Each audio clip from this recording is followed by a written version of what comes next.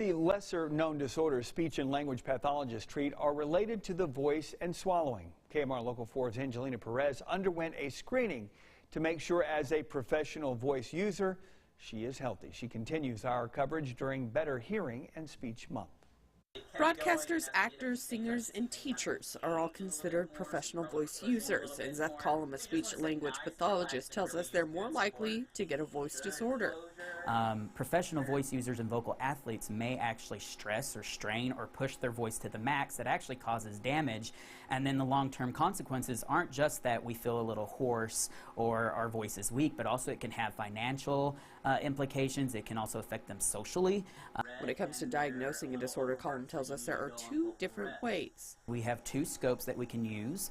For you, we did the nasal scope, which goes through the nose down into the laryngeal airway.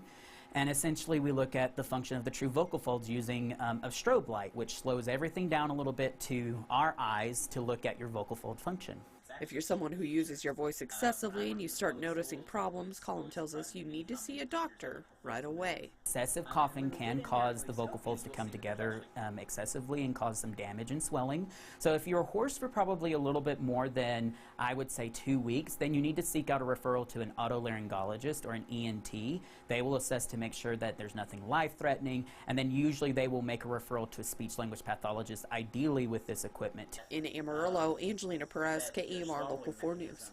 Collum tells us the WT Speech and Hearing Clinic is lucky to have the equipment they do so their students can learn how to better diagnose and treat someone with a voice disorder.